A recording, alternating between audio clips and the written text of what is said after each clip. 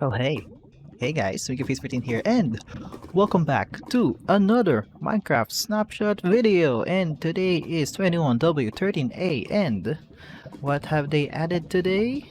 Oh, you see that? Oh, it's goats.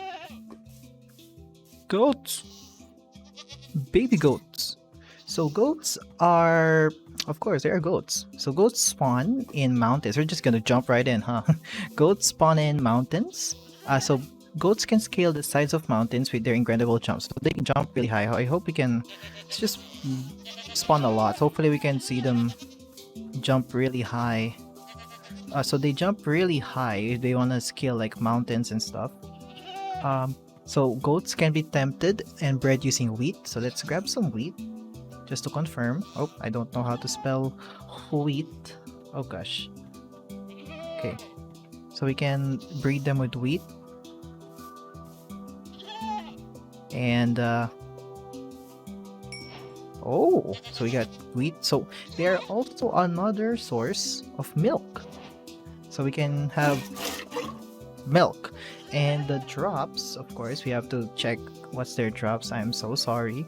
So their drops are nothing. There are no, I believe, wait, there are no drops?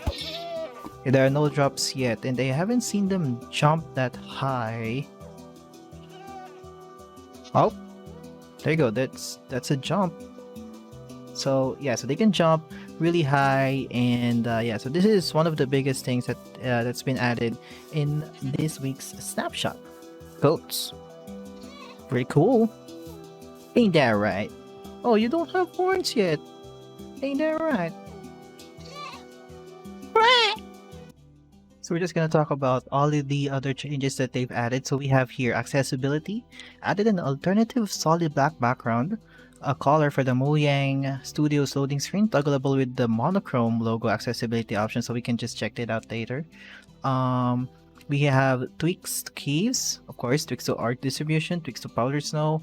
Dripstone clusters can now be found on rarely in normal caves. Okay, deep slate blobs can now be found between heights 0 and 16. So those are like above the negatives. So we can now see the presence of deep slate from 0 to 16. Axolotls and glow squids now spawn in. Okay, so they can now spawn in the overworld. So axolotls will now chase and attack, of course, like squids, glow squids, tropical fish, cod, salmon, pufferfish, drowned, guardians and elder guardians. They showed this actually on the Minecraft Earth. Sorry, Minecon Earth.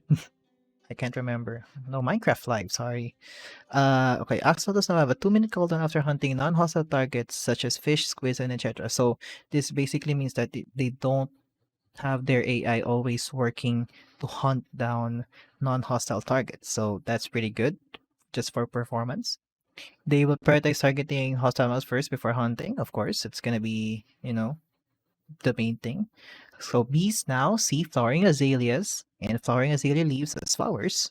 So that's actually pretty good. So we can have like a wall of flowering azaleas, and that counts as flowers. That's pretty good. Additions to Wandering Trader, Mason Tree, so we can just check it out, and then additions to chest loot tables. Okay, so this is basically we're just reading here, and then I'm just gonna explain just a little bit. Cave tweaks, mineshaft tweaks. So basically, there's increased the max length of pillars and chains. That's good. Carver, that's basically like if there's like chains that is holding like the pillars, like if there's the bridge in a ravine and then there's like a mine shaft, so the chains will now hopefully attach on higher ceilings, and then the pillars will now be made if the ravine is like very deep. So yeah, carver tweaks. So this is basically how the caves are generated. So carver means how the caves carved by the system. Made carvers is likely to be too flat to walk through. So there's no like that much flat caves. So that's basically it. So likelihood of mega caves, so the cheese ones, there's like a lot of holes. Reduced likelihood of toothpick pillars. So that's the if you remember my 21w10a, I believe that's like when they introduced the Can't remember actually when they introduced the new cave generation, but those are basically like that one stick, one block tall pillars, and of course the cheese caves to be more varied. They added tweaks for that. Okay, there's a really small thing about our distribution tweaks. So there's more iron, and then larger diamonds. That's pretty good. Okay, so powdered snow. Powdered snow durability slash hardness was significantly increased. So that basically means it's now less prone to explosions. So it less damage, and then it will take a bit longer to break. Freeze time has increased to 7 seconds. So basically freezing is when you get submerged in powdered snow for too long, and then you will get damage. And hurt frequency has increased to 2. So every 2 seconds, you will get, I believe, half a heart or a heart of damage. Entities on fire now melts powder snow when colliding, so it will melt. That's pretty cool. Increase vertical movement, so because powdered snow is when you step on it, you will sink slowly. So they increase that movement. Strays, polar bears, and snow golems are not immune to freezing, so they will still sink, but they will not take freezing damage.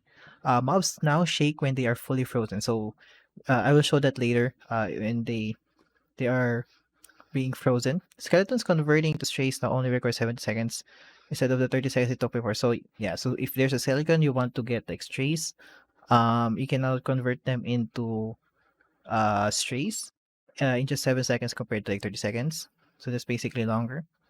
And leather horse armor now protects horses from the freeze damage. So just like for players, if there's like a piece of leather, I believe, or no, if it's a full set of leather armor, you will be immune to freezing damage, I believe. Yeah. Yeah, okay. Yep. And then mobs that enjoy the heat, so blazes, magma keeps and striders, take increased freeze damage. Of course, that makes sense. So let's check out the mobs shaking and the other stuff. So let's see the creeper fall down. So it will take a few seconds for them to start um freezing. So it's actually there you go. Look at that. They're now shaking. Look at that. Look at that. Boop. Okay, so going back to the patch notes of of this week's snapshot, we will look at the trade and loot table additions. Is I will just read this because it's kind of hard to find a villager with this exact trades. So Mason, this is villagers with a workstation of the stone cutter, if I remember correctly. So they will sell 4 dripstone blocks for 1 emerald. So basically, you can get dripstone from villagers. Next is the wandering trader. So those are the blue robed villagers with 2 llamas. If you haven't, seen or didn't know about that. So they will sell 2 pointed dripstones for 1 emerald. So those are the blocks that will drip down water or lava because it's a thing. 2 rooted dirt for 1 emerald and 2 moss blocks for 1 emerald. Also, moss blocks can be found in shipwreck chests, and glowberries can be found in mine shaft chest. So that's basically all the trade and loot tables that's been tweaked. Let's look at something for the technical changes in this week's snapshot because this is a very interesting thing. So, for the last thing, we have here the light block. So this item can only be given through commands. So this is the command give, and then your name, of course. You can look at that, my name, and then the item is called light. So actually, let's clear my effects, and then time set at midnight. So we can place this block right here.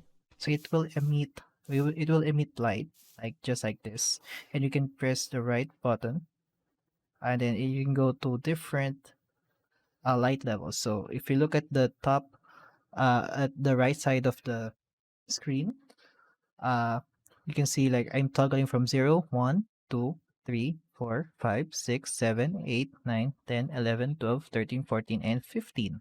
So this is very useful for those who want light sources that doesn't want to be, that don't want to be, visible. So this is perfect for map makers, and it acts like the barrier block. So let's show the barrier block actually. Barrier block. So you can only interact with it when you're holding it. So the particle, or like the indication where the thing is gone if you're not holding it. So let's wait for the barrier block actually. So it's gone. So if I hold the light item, it will show up and then I can destroy it. For the barrier block, that's the same. So this is actually a pretty good addition for those who are looking for like light sources for their maps. So I believe that's all. And the last thing that is in the technical change is unused parts of code are no longer are no longer what unused parts of code are no longer what. So I'm guessing they meant is that unused parts of the code are removed. So yeah, that's basically it. That's basically everything here. So we have goats right here. It's pretty dark actually. Let's just place things. Boop. So where are the goats? Okay, they're all up here. Okay, so that's gonna be it for today's video and today's snapshot. And thank you guys so much for watching this video. And if you like it, press like. If you want to subscribe, subscribe. I'm gonna be fast for this one. And I hope you enjoyed. And see you guys on the next video.